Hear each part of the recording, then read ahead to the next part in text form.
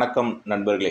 இன்று நாம் காணப்போகும் டாபிக் ரிஷபராசி அன்பர்களுக்கு இந்த 2024 எப்படி இருக்கப் போகிறது, என்னென்ன மாற்றங்கள் தரப்போகிறது என்பதை பற்றித்தான் இந்த வீடியோவில் பார்க்க போகிறோம். நமது சேனலுக்கு புதுசாக வந்தவங்க மறக்காமல் நமது சேனலை சப்ஸ்கிரைப் பண்ணுங்கள்.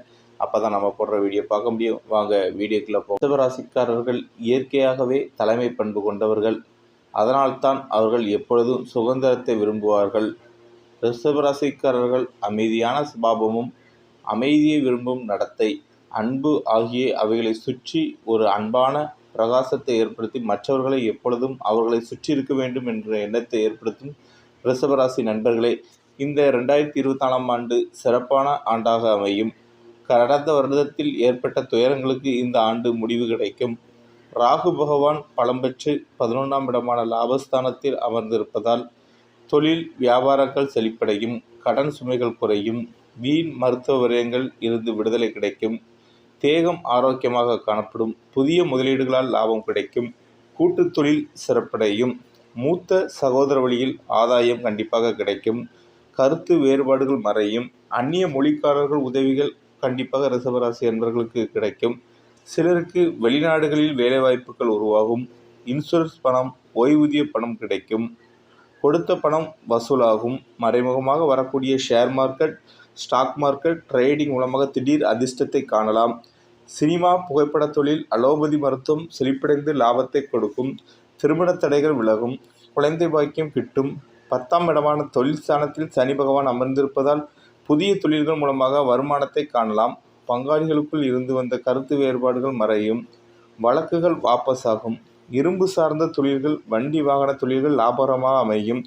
கீழ்நிலை அரசு ஊழியர்களுக்கு பணி நிரந்தரம், கண்டிப்பாக பதவி உயர்வும் கிடைக்கும். விருப்பப்பட்ட ஊர்களுக்கு கண்டிப்பாக அவர்களுக்கு ஒரு ஊர் மாற்றமும் கண்டிப்பாக கிடைக்கும். 5ஆம் இடத்தில் கேது சஞ்சரிப்பதால் சுகஸ்தானம் கண்டிப்பாக ஏற்படும். கணவன் மனைவிகளுக்குள் தேவையற்ற பூசல்கள் 3ஆம் நபர்களால் வரும் வாய்ப்பு உள்ளது. அதனால் கொஞ்சம் சண்டையிடுவதை கொஞ்சம் தவிர்ப்பது மிகவும் நல்லது. பிள்ளைகளுடன் கனிவாக நீங்கள் நடந்து கொள்ளுங்கள். யாரையும் கடிந்து கொள்ளாதீர்கள். சோம்பல் நிலை கொஞ்சம் இந்த ஆண்டு கண்டிப்பாக உங்களுக்கு காணப்படும். வேலைக்கு போகும் எண்ணம் கண்டிப்பாக இருக்காது. ஜீவனக்காரனாகிய குரு பகவான் இவ்வருடம் உங்களுக்கு பெரிய நற்பலன்களை தரமாட்டார். 12ஆம் இடமான விரயஸ்தானத்திலும் மே மாதம் 1ஆம் தேதி ராசிக்குள் வருவதால் வீண் ஆடம்பர செலவுகளால் கையிருப்புகள் கண்டிப்பாக கரையும் சூழல் உருவாகும். யாருக்கும் ஜாமீன் கையெழுத்து போடாதீர்கள். பணம் கொடுக்கல் வாங்கலில் கண்டிப்பாக ஒரு கவனம் தேவை. அசுப விரயங்களை தவிர்க்க சுப விரயமாக வீடு கட்டுவது, மனைநிலங்களில் முதலீடு போடுவது மற்றும் திருமண செலவுகள் ஆகியவற்றை செய்யலாம். பெண்களுக்கு தொழில் வருமானம் நன்றாக இருக்கும். ஆடம்பர செலவுகளை குறைத்து நகை பணம் சேமிப்பதில் நீங்கள் ஆர்வம் காட்டுங்கள். யாரிடமும் தேவையில்லாமல் பகையை உருவாக்கி கொள்ளாதீர்கள். விட்டு கொடுத்து போவதால் மனமகிழ்ச்சி கண்டிப்பாக உங்களுக்கு ஏற்படும். வேலை பார்ப்பவர்களுக்கு பதவி உயர்வு கிடைக்கும். மேலதிகாரியின் பாராட்டுதலும் கிடைக்கும். நிலுவையில் இருந்த பணி சுமைகள் செய்து முடிப்பீர்கள். அலைச்சல் அதிகமாக காணப்படும். உடல்நலில் கவனம் தேவை. மாணவர்களுக்கு கல்வியில் சிறந்து விளங்குவீர்கள். மேற்படிப்பிற்காக வெளிநாடுகளுக்கு பயணம் மேற்கொள்வீர்கள். போட்டித் தேர்வுகளில் வெற்றி பெறுவீர்கள். மறதி கொஞ்சம் காணப்படும், ஞாபக மறதி. கூட்டு சேர்க்கை பிரச்சனையை உருவாக்கும் ரிஷபராசி அன்பர்களுக்கு நண்பர்களுடன் நீங்கள் கொஞ்சம் எச்சரிக்கையாக இருப்பது கண்டிப்பாக உங்களுக்கு நல்லது.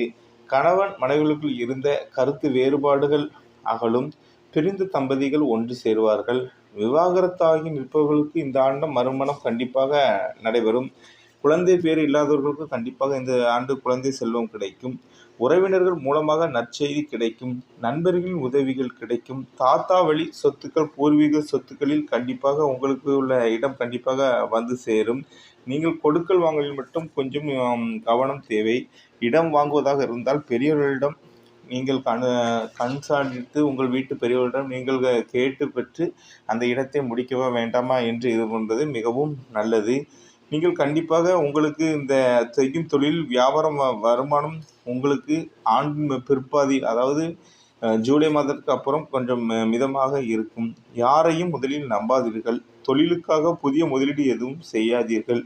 வீண் ஆடம்பர செலவுகளை குறைத்து பண சேமிப்பில் நீங்கள் கொஞ்சம் ஆர்வம் காட்டுங்கள். கூட இருந்தே நல்லவர்கள் போல் நடித்து நம்மை ஏமாற்றக்கூடும் வஞ்சக வலையில் தயவு செய்து நீங்கள் வீழ்ந்து விடாதீர்கள். வெளிநாடுகளில் பணிபுரிவர்களுக்கு பணி சுமை கண்டிப்பாக அதிகமாக இருக்கும். பங்குச்சந்தை, ட்ரேடிங், ஸ்டாக் மார்க்கெட் முதலியவை நீங்கள் கண்டிப்பாக தவிர்ப்பது மிகவும் நல்லது. ஆன்மீக பயணங்களால் மனம் கொஞ்சம் அமைதி பெறும். உங்கள் உடல் சோர்வு, சோம்பல் காணப்படும். எந்த வேலையாக இருந்தாலும் பிறகு பார்க்கலாம் என்று கொஞ்சம் தள்ளி போடுவது மிகவும் உங்களுக்கு நல்லது.